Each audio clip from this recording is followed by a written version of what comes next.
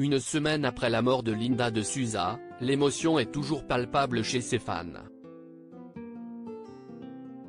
Dans un papier consacré à sa disparition, le magazine Gala révèle comment son fils João Lança, avec lequel elle a été fâchée pendant 30 ans, a appris la triste nouvelle.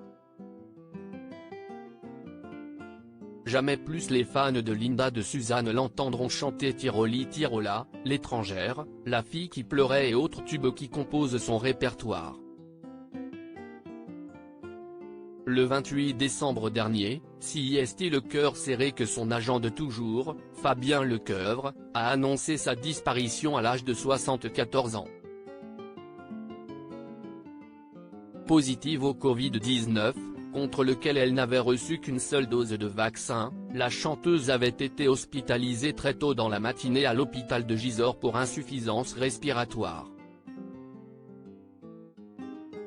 Si est là que, quelques heures plus tard, elle a rendu son dernier souffle.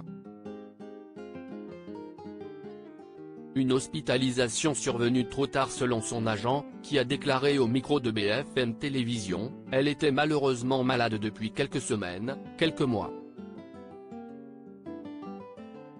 Elle avait cette forme d'insuffisance respiratoire et elle a attrapé le Covid dans sa maison de retraite où elle était. Et elle a été transférée ce matin, un peu tard à mon sens. Cette disparition brutale est évidemment un choc pour ses fans mais surtout pour sa famille, dont son fils unique, João Lança. Avec ce dernier, Linda de Souza a pourtant connu une relation très conflictuelle. En effet, la mère et le fils sont restés fâchés pendant plus de 30 ans à cause d'une sombre histoire d'argent. Je n'ai plus aucun contact avec ma mère.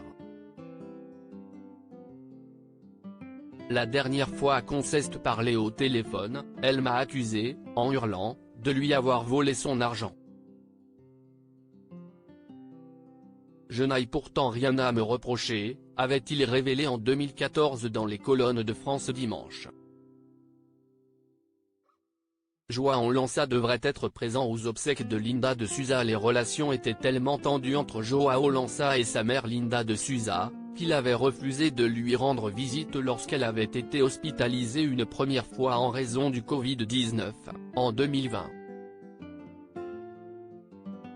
Comme le révèle Gala dans son édition du jeudi 5 janvier, si est d'ailleurs par le biais d'un tiers qu'il a appris la disparition de sa génitrice. Installé à Lisbonne, celui qu'elle appelait Jeannot a appris sa mort par Fabien Lecoeuvre, son agent qui l'avait désigné comme tuteur de sa mère, peut-on lire dans les colonnes du magazine. Linda de Souza ayant refusé de se faire enterrer dans son pays natal, si est au cimetière de Gisors, où elle s'est fait construire un caveau, qu'il pourra lui rendre un dernier hommage, ce vendredi 6 janvier.